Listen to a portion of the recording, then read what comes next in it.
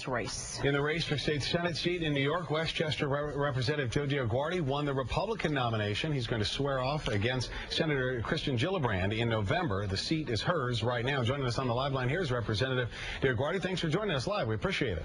My pleasure, but a small correction, not a state Senate seat. This is the U.S. Yes, Senate. this is the U.S. Senate that we're running for here.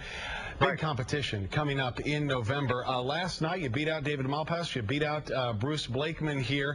Right. You are going up against a lady who's already been in the seat for a while, and she's got a lot of money, $4.5 million in the war chest. What's your money situation? Yeah, but listen, she wasn't elected to that seat yet. She was appointed. And her numbers are dropping like Obama's. She's down to 38% elect. You can't say re-elect because she wasn't elected. She's vulnerable. And, you know, you want to talk about money? Didn't Corzine spend $100 million and Christie won with $5 million? The key today is not just money, it's message. Why do you think I'm doing this? Yeah, well, what kind of money, though, do you have? What do you have in the war chest? Well, I mean, whatever money I need, you can be sure Joe DioGuardi's going to raise. I've done this all my life. How do you think we won this race? Yeah. What kind of conservative for folks? I mean, this was a kind of a sleepy race for a while. Not a lot of people knew everybody that was in your primary race. So what kind of conservative are you? Let me just ask a couple questions. Sarah Palin, sure. Love her, like her, hate her? Indifferent.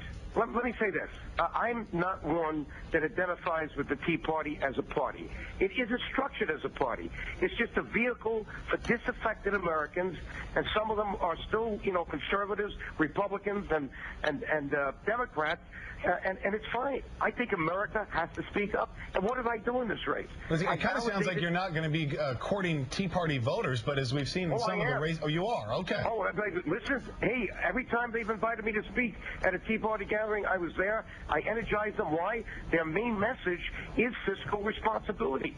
You don't deal with the very small groups on, you know, both ends, the extremes in that party. You got to go for the big middle, and that's what I did, and that's what I'll continue to do. Are you going to be running against Obama or running against her? Both. Right now, they're lockstep. She has voted lockstep with him. Don't forget, she was the 60th vote they needed for the health care bill, 5,000 pages. For the Wall Street regulation bill, another 3,000. What did health care do? Didn't reduce the cost of medicine. We still have defensive medicine. We still have lawyers with frivolous lawsuits. Once you know, if Obama wanted Republicans involved, tort reform had to be part of it, putting a lid on the pain and suffering damages and frivolous lawsuits. That didn't happen. On the other side with Wall Street, they didn't mention Fannie Mae or Freddie Mac. No mention of how we reduced the deficit. Come on. And by the way, we're shooting, you know, ourselves in the foot. When you punish Wall Street, that's the last big remaining industry New York has to balance the budget. Joe DioGuardi, thank you very much for joining us this morning. Congratulations. We'll be talking with you more as we head towards November. Yeah. Appreciate it. 8:36 right now. Thanks. Some star power.